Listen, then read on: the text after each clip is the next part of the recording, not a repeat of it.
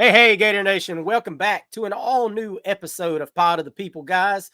As always, I'm your boy Hirsch. With me, CJ the Man McCann. What's up, guys? And as always, the hype man, Wes. What's good, Gator Nation? Happy to answer you guys' questions tonight. Yes, sir, guys. This is, as always, this is our Q&A show that we do where we answer the questions sent in by you, the fans. We haven't done one in a while. It's been about a month since we did a Pod of the People.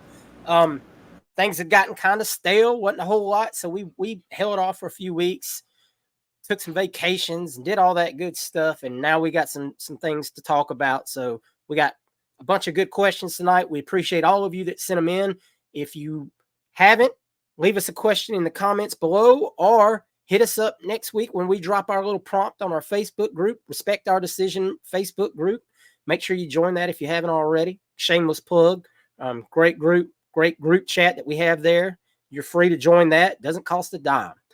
And speaking of not costing a dime, it does not cost one dime to subscribe to the channel, guys. Please make sure that you do that and like the video. It helps us a ton with the old YouTube algorithm. Man, the more likes we get, the more the video gets viewed and all that great stuff. You know how it works.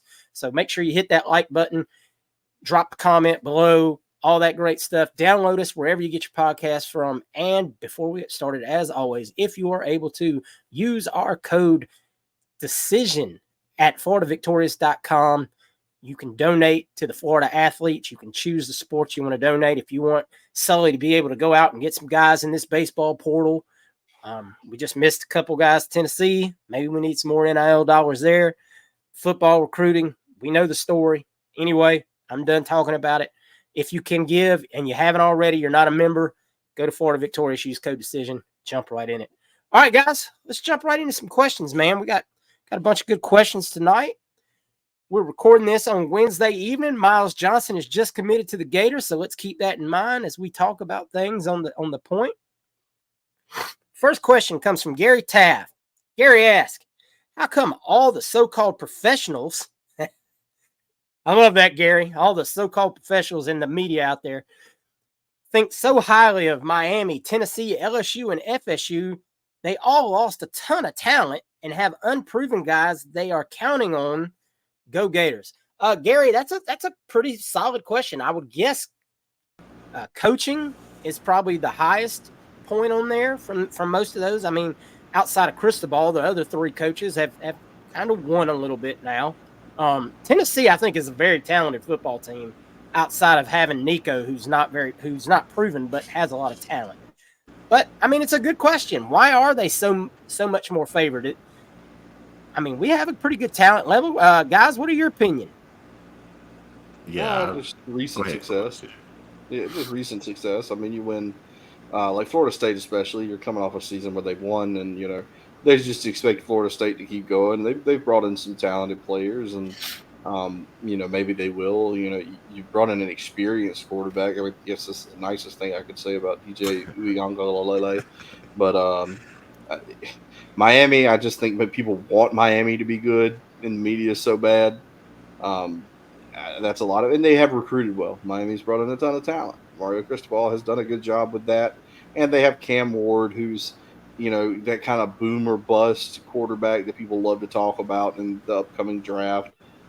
So it just, in Tennessee, I think Tennessee's very good. I think Tennessee has a really good team. I think that they've brought in a lot of great pieces. I think they're going to pick up where they were the year before last. I think they'll be that kind of team again. But I understand it to some degree. But there are flaws. We've talked about those. They're not perfect for sure. Yeah, I agree. You have Ward coming in with Miami, and then Nico is a highly rated guy coming in back for Tennessee, and Florida State coming off the year they came off. So I have any quarrels with what they do. So you got to earn what you do. So I know, like I believe it was the Trask year. We were wondering why we were so low, and we saw how good that team was. Because people were like, well, they lost Van Jefferson, they lost Tyree Cleveland, we lost a lot of guys. We lost, I think, Grenard, and we lost. Forgot who it was. That guy. Yeah, anyway. The other DN. That was on the other side. But we lost some guys on defense, and we lost some key receivers like Van and those guys. And people were wondering, well, how Florida's going to replace that as trash related. and should Florida be number 6, and we thought we should have been higher. So you're gonna have that every year. But that's why I hate preseason polls, because I think they should be like after week 4, and maybe you get an idea of where those teams stand. Then you drop a poll. But that's why I let the can't sell magazines that way, Wes. Yeah, I know. I watched somebody's show today, and I'm sorry to whoever it was. I can't remember. I was perusing the old YouTube, and I saw somebody's show, and they were talking about expectations for Florida. And every time I see one of those, I kind of tune in real quick, because I'm like, let me hear what these guys got to say. Make some good talking points. And the one thing they said that I completely agreed with was nobody expects Florida to be good. So that takes a lot of the pressure off of the team. I mean, there are no real expectations for the team. 4.5 wins or whatever the Vegas line is right now. I mean, all the pressure, 5, yeah. Aside from the pressure that's on them to help Napier keep his job, these guys can go in without any pressure. No one's expecting them to win the SEC. No one's expecting them to compete for a championship. They just can go out there and play, man. And I think that's a good thing for this team, in this season to have against this schedule, as you may have heard is a very difficult schedule. I don't know if you've heard that, but thank you for your question, Gary. All right. Now our man Ryan Parker has a couple of questions. His first question, in regards to the NCAA football game that we're about to have, guys, we're almost there, guys. By the time this podcast airs, we're like 36 hours or something away from the game being out by the time y'all listen to this show. Like, it's here. Monday afternoon, baby. 4 p.m. Yep, if you've got it pre-ordered. And most everybody does, let's be honest. If you're getting the game, you already got it. So anyway, his question is, NCAA football game is almost here. What will you do first? Take UF to the title, or start out with a lower level or created school? Ryan, I take Georgia Southern. I take Georgia Southern because I live near Statesboro. Florida, taking high level schools is always low hanging fruit. I like the challenge, just like a lot of people do. That's always been what's fun to me. And then, of course, I'm going to check out the college ultimate team as well. CJ? Yeah, I don't usually do a dynasty with Florida because I'm too emotionally invested in Florida. And then I do it, and then I get a complex. CJ's gonna have 25 stars, and then I get a complex, and then I get a complex, and I'm like, damn, I could do this job better than the guys we got coaching at Florida. But no, yeah, I'll take some lower level school, Kent State, or now they have Jacksonville State in the game. I might take them, or Sam Houston or somebody like that, and play in a dynasty with my buddies, and we all just pick really trash schools and try to build them up, because that's more fun to me than just taking even a team like Florida is, as bad as we've been, we're still too good for it to be a real big challenge. That, and you play it in Florida, it's easier to recruit. You're talking about pipeline states and all that good stuff. So I'll take a smaller level school and try to build them up. Yeah, mine would be simple. I have no idea. I haven't really played since 2007 as far as PlayStation. My son has reached the age where I think he has a PlayStation 3 or 4 or something now, but he's going to get the 5 for Christmas. I hope he ain't got a 3. He got something that just to pass the time. So he's young, like a helicopter starting up if he got a 3. But now he knows that he's reached that point where his friends have it, and he's aware, and he's developed his knowledge of it. So he's getting one for Christmas. So once he gets his for Christmas, I'll be back on it, because I'll be playing it and I understand what all that stuff, that mumble. I'm not an old man. I love the game, but then I started working and couldn't play anymore. So because of life, I had to stop playing, and I did not that I fell out of love with it, but it's just I didn't have the time, and I never bought another system. So it was like 2007. Wes works from home 4 days a week, guys. Don't let him tell everybody that, man. But I had fell off the games before that. But I'm gonna be back on it come Christmas when he gets his. I still whip some of y'all there. Promise. Okay. All right. Uh-oh. Yeah, we might have to open it up and have a respect our decision dynasty league. We'll have to beat the West challenge on NCAA football. Hype man challenge. The hype man challenge. Can you beat West? Yeah. All right. Next question from Ryan Parker. More important to the season, improved O-line play or improved defense? Defense all day. I think with I think with the quarterback that we have, I think the offensive line is going to be better regardless. Like, I don't even think that's a question. But Can it get if this worse? defense could hold people under 30 damn points a game, I think you win a bunch of more games. I mean, just flat out.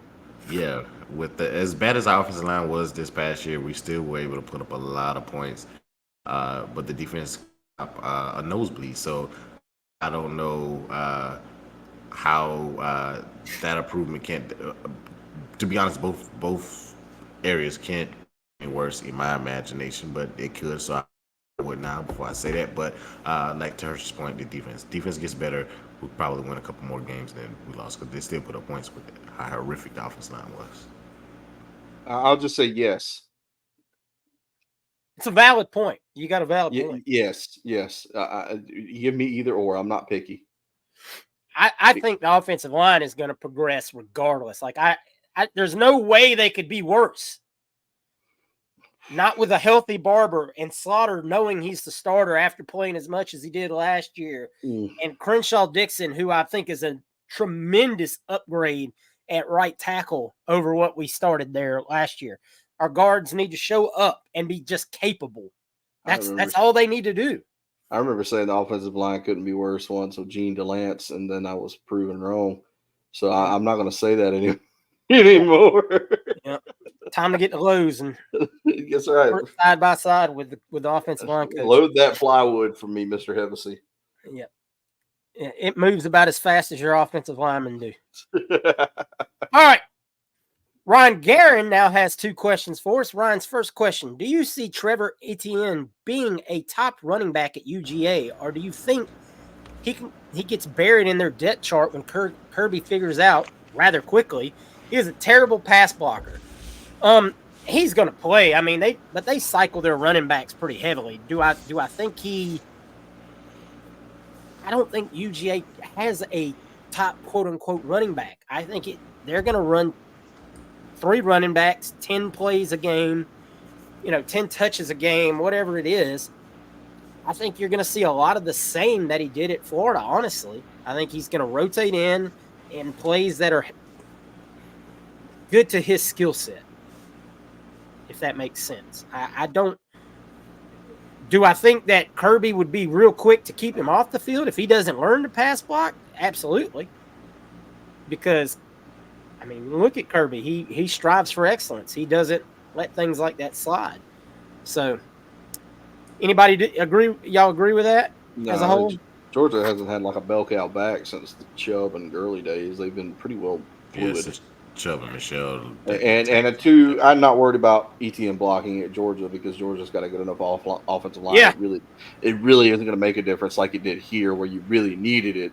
You got five stars blocking for you. It's not going to be bad. Etienne will probably run from anywhere from 800 to 1,000 yards. I mean, it's not. He's not a bad back, and especially not at a team like that. He's really, really good. We saw what he did behind our offensive line, and now he gets to run behind that offensive line. So I think he'll be fine there. I want to see how he looks against Clemson week 1. Clemson has a great defense, and always since old boy left and went to Oklahoma, but even before that time that they were good. So I want to see that game week. Well, I won't be able to see it because I'll be at the Florida game. But hopefully Hirsch and CJ keep texting me and let me know what's going on. And Ryan's second question: hindsight being 2020 today, would you tell your 2022 self that Billy Napier was the right hire for Florida? Ryan, that's a good question because there wasn't a whole lot of other choices. Could you have hired Brian Kelly? Yes. Florida could have hired Brian Kelly. Brian Kelly was very interested in the Florida job. He contacted Florida. He has a house in Florida, and he wanted to possibly come here. But the whole thing is, I mean, would Brian Kelly be any better at Florida? I don't know. I don't really have the answer to that. He would have the same amount of resources that Napier has. I mean, he doesn't, LSU's kind of a different ballgame. If you have Louisiana, those recruits are yours until they're not. You're not recruiting against Miami, Florida State, and every other school in the country that comes into your home, state and cherry picks. I don't really have an answer for that. I mean, it'd be real easy. It's low hanging fruit to sit here and say, no, I'd tell it, go find somebody else because, but I'm not sure there was anybody better at the time. But I mean, feel free to correct me if I was wrong in the comments. If there was somebody I'm overlooking that was out there when we hired Napier, that would have been a better selection in hindsight. All right. I hate to got say a couple. this. Huh? I was just gonna say I hate to say this, but it all depends on DJ Lagway. It really, I mean, it's hard to keep saying that, but you're right. All right, John Mosley has a couple questions for us. First being, you guys have any bold predictions? Mine would be that we have a 1,000K receiver and 1,000K running back in Eugene Wilson and Montrell Johnson Jr. John, I don't think either one of those are really a bold prediction. I think those are very obtainable. I think, Trey had 600 and something yards receiving last year, and we saw how sparingly he was used at times. I mean, he had 61 receptions. That's a ton of receptions. And, he missed half of the Tennessee game because he was hurt. I think he missed the week after that because he was hurt. He didn't play against Kentucky. I mean, you think about that. That's a lot of, and still have 61 catches. I think that's an easy one. Bold predictions. I really don't know if I have anything that would be called bold other than, hey, maybe I could see Austin Barber, if he's healthy, possibly being first team all SEC, offensive lineman. I could see Shamar James being a first all SEC, first team linebacker if he stays healthy. But, once again, that just all hinges on staying healthy. Do y'all have any bold predictions? Graham Mertz throws for 4,000 yards and 30 touchdowns. 4,000 yards. 4,000 yards. We're talking Kyle Trask numbers. I almost said 30 touchdowns, but if we're, I just don't know if he'll throw enough. He's just gonna be him and Badger and Wilson are just gonna be running verticals the whole game. We're just and DK's gonna be catching the underneath. That was gonna be mine. 30 touchdowns. I was with you, Hirsch. I was gonna do the 30 touchdowns as well. Yeah, I was kind of sitting there. Want to get bold? Let's get bold. That goes back to a guy in his second year. I mean, in the system. Look, nobody is saying Graham Mertz is Joe Burrow, but look at Burrow's jumping his first year to his second year. Now, granted, that's a different offense. He had two of the best wide receivers that have come into college football in the last 15, 20 years at his disposal. There's a lot of factors that go into that, obviously. But also, I mean, your comfort level improves when you know the system like the back of your hand, like Mertz would know this year. All right. John Mosley's second question. Who is more likely to get significant playing time out of the upperclassmen receivers that have yet to get their shot? Burt, Frazier's, etc. My heart really wants Burt to be able to put up significant stats, 500 to 700 yards, because he's a Jacksonville kid. John, I'm with you on that. I think this is a really good year for Burt. I think Burt could really be part of it. A lot of people I've talked to and heard have said he looks the part, that he's really mentally put it together. But I heard that last year too. So, I mean, I know Wes has been on the Frazier's hype train for about 5-6 years now. I love his body type, and that when he's out there, he high point the ball very well. So, but yeah, I don't see him overtaking Burke. I would think Burke. He didn't say, he said the other guys. So I think Jackson will lose some playing time because of the incoming guy that we got in the transfer portal. But yeah, well, he's not an upperclassman though. Jackson's still a sophomore. He's a true sophomore. I mean, a redshirt sophomore, right? Yeah, redshirt. Okay. Yeah, Burt would have to be the guy. Burt got to play a little bit last year. Frazier was hurt. He's just got to be a little further along at this point. I don't know. And even still saying that is a good season for Burke is 350, 400 yards. If you get that out of Burke, then I'm satisfied with him. Absolutely. I think those three starters, if they stay healthy, are gonna spend a significant amount of time on the field and catch a lot of footballs. I'm sorry, Lucas, the Gator Man. Thank you, Lucas, as always, for your question. How many kids commit before the season? Well, as of this recording, Miles Johnson just recorded, so you can add that guy in. I think we are all pretty confident as of today that Vernell Brown will be in the class. That'll be a second. I could see probably one more committing before the season. I don't know who that person is right now. Oh, well, it could be Lagonza Hayward, could be one, possibly. And Bryce Fitzgerald down there out of South Florida could be another that you could see pop before the season. So, I mean, you could see 3 to 4, possibly.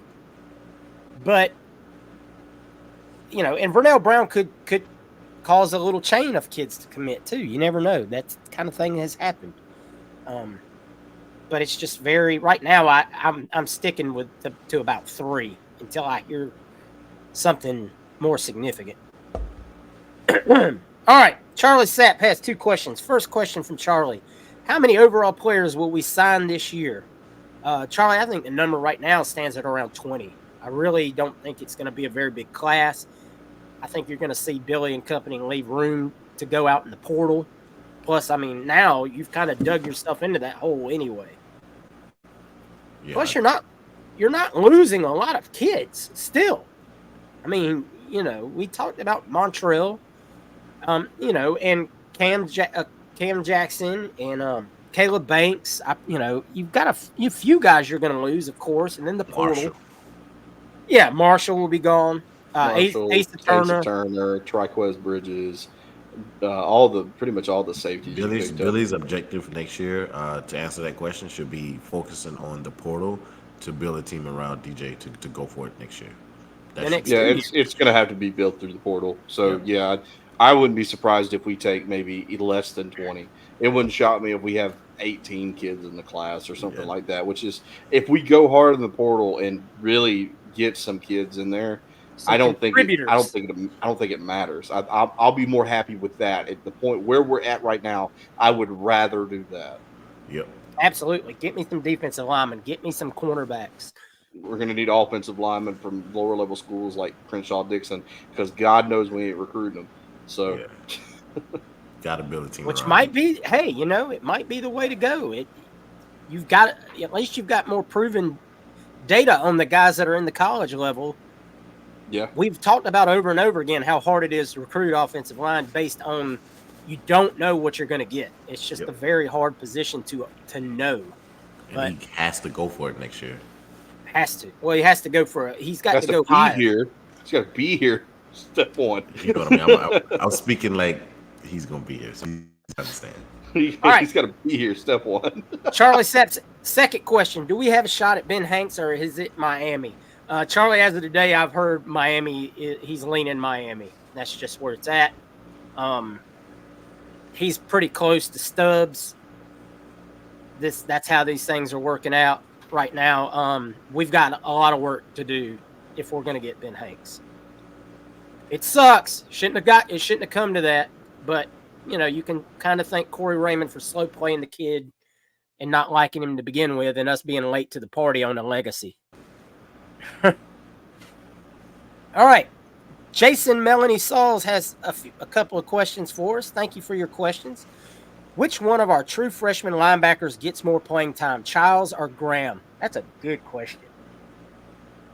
I know most people think Graham. I lean to Childs. I think Childs. Yeah, I think Childs. I'll tell you why. It's nothing to do with Miles as a player. I think Miles is going to have a little more coming back to do after an injury.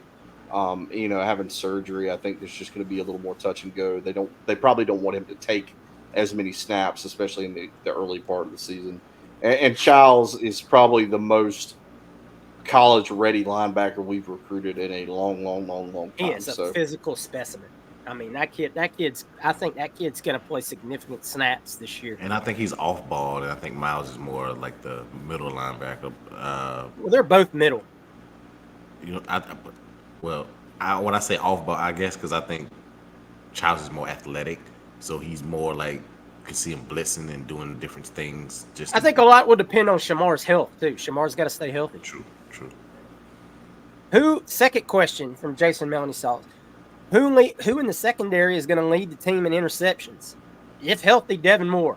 Devin Moore is my pick. If healthy, I know that's like predicting the weather in a month, but that was gonna be my bold prediction that he plays all 12 ahead, games. That was gonna be my prediction, my bold prediction. That's bold. That's a bold. That he's gonna play all 12 games. You know, I'll better take those odds to Vegas because they'll probably give you. I'll go out on a limb. 1,000. I'll say Jakeem Jackson. I'll say Jakeem Jackson has the most interceptions. Y'all know who I'm gonna go with though. I'm gonna go with my boy Castell. I think Castell is gonna have lead at the safety spot. He's gonna lead. We need turnovers. That's something we are horrible at. You ain't lying. There's got to be a significant uptick in interceptions. Yes. Turnovers, period. Fumbles and all. Oh my God! If I see another fumble that we cause, that everybody just like stands and looks at the ball rolling around on the ground and lets the other team recover their own fumble, I'm going to go mad. To the ball. Just get the damn ball, somebody, please. And Jason Melanie Sauce. Last question is, would you rather have a top 10 offense and a top 35 defense or a top 10 defense and a top 35 offense? Yes. I'm going to go with CJ's answer from before and say yes. Yes. I don't think there's a wrong answer there. Now, if you would hold me to the fire, give me the top 10 offense and the top 35 defense. Because if you're scoring that many points to be a top 10 offense, if you've got a top 35 defense, you're winning every game because you're outscoring everyone you play, and that's if you're in the top 10 offense, you're talking scoring at least 40 a game. Top 35 defense, you're holding them to about an average of about 25 points. I'll take it. That's hey, let's go. If I could have both of my units inside the top 35 again, I'd be real damn happy. Yeah, give me that one. I'll take that. If you told me that a top 35 offense and a top 35 defense, I'd probably take that. I'm like the lady in damn Titanic. It's been 84 years. Holy Christ. All right. Now we've come to the Justin Wood part of the program. Justin, as always, my brother, thank you for sending in all your questions. Here we go. First question. What do you guys think the problem is with recruiting? Do you think it's wins on the field or that Florida's boosters are too cheap to play the NIL game? Justin, once again, the answer is yes. No, I hate to be so cryptic, but we've worked ourselves into a really wicked situation. You don't have that billionaire booster that's just going to give you whatever you need at any given time to get any particular kid, and you're not winning enough ball games where you're not having to overpay to get the kids you want. So it's you've worked yourself into a shoot, brother. Hulk Hogan. Yourself into a shoot, brother. Yeah, you've worked yourself into this perfect storm of you have to overpay because you didn't win enough games, and you don't have you don't have boosters that are necessarily willing to overpay to get a lot of the kids you want. So it's a multi-pronged problem, and it's catching up to us. It just is what it is. You were getting kids last year because you were paying, you had one of the best quarterbacks in the country. That didn't hurt. You were still kind of unknown because, and then as the season went on, kids started seeing and go, okay. And now you got you also have every coach in the country you're recruiting against saying, your coach ain't going to be there if you go to Florida. It's the easiest negative recruit story in the country. Any school that a target of ours goes to, their pitch is going to be, don't go to Florida. You don't know who your coach is going to be. And it's easy to do. By the way, have we shown you they have the hardest schedule in the country?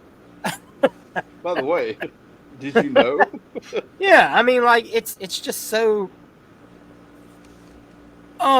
Justin Wood's second question: do you guys think it's true that Billy tells players to not commit to us? Every coach does that. Every coach has a system, Justin. Unless you're a top 100 recruit and you just can't say you can't have the luxury of saying, no, we need, if this guy wants to commit, he commits now. Unless the check cleared and you don't have to worry if he says, all right, well, I'm going to commit in 3 weeks on my mama's birthday or whatever it is. Billy doesn't tell, but there are certain kids you go, look, I need you to hold off because I want to have a momentum thing. Like I want to get 2-3 guys to commit at the same time. All coaches do that. That's been going on for forever. And there are some kids that you slow play. Coaches do that. I mean, that's part of the recruiting game, and it's just what it is. All right. Justin's last question that I lost because I clicked back button on my Twitter, on my Facebook here. All right. Last question from Justin Wood. Do you think a bunch of guys flip their commitments in recruiting if Florida wins 7 to 8 games?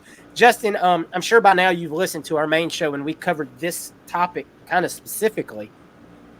I think you could see 3 to maybe even up to 5 guys flip, depending on who some of them are. I mean, I don't think you're going to go out and flip 5 top 100 kids, probably not even 5 top, 200 kids. But you might be able to flip a top 100 kid and then some lower 4-star guys or something like that you've recruited. It also depends on what happens where they're at. Maybe that school doesn't have a good season. We're after a couple of kids from Auburn. Maybe Auburn doesn't live up to expectations with Thorne at quarterback over there, and they lose 6, 7, 8 games or whatever happens. And then, Malik Autry and Tavarius Dice are calling us up saying, hey, Florida, y'all won 7 games, and DJ's coming in next year. I see the vision. Yeah, I mean, that absolutely could happen. But don't look for us to flip 6, 7, 8 kids. That's just not going to happen. Nobody ever does that, regardless of the situation. You agree, guys? Oh, yeah, absolutely. I think that you can't count on flips as a means of recruiting. You want them to commit because, like I said, typically kids that commit stay committed. That's just how it works. We have to win like 10 games for something like that to happen to make the college playoff. You'd have to blow the roof off of it, make the college football playoff, and then look like one of the hottest rising teams in the country for something of that nature to take place. And let's just be honest. I mean, I'm not saying it couldn't happen. It's college football. We've seen wild stuff happen. But DJ, I don't. Graham might have to twist an ankle, and then DJ have to come in and look like Cam Newton for something like that. I mean, it could happen with Graham at quarterback. It absolutely could. The defense would have to play like a completely different unit. I mean, there's just so many things that would have to happen, and I'm not counting on that to happen until we start seeing it on the field. Yeah. All right, guys, that's going to do it for this week's Pod of the People. We appreciate all of you for sending in your questions. Hopefully the answers we gave you some clarity and you liked what you heard, or hopefully you didn't not like what you heard, but it is what it is. We try to answer it as truthfully as possible. Make sure you look out for next week's questionnaire, guys, and send in your questions for next week's show. We didn't have any wrestling questions this week. I can't believe it. CJ didn't get to go full Dusty on us. CJ always goes full Dusty. No Dusty Rhodes. You guys have to ask me some wrestling questions. You got to have wrestling questions. If you want CJ to go full Dusty, you got to have wrestling questions. That's right. We can't just like go at it the other way. I mean, you can't just like expect me to do it unprompted.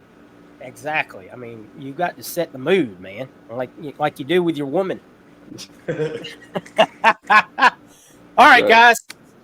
That's going to do it for the episode. We appreciate all of you for sending in the questions. Let's do it again next week, man. We love doing this for y'all. Make sure you subscribe to the channel. Make sure you like the video. Drop a question below.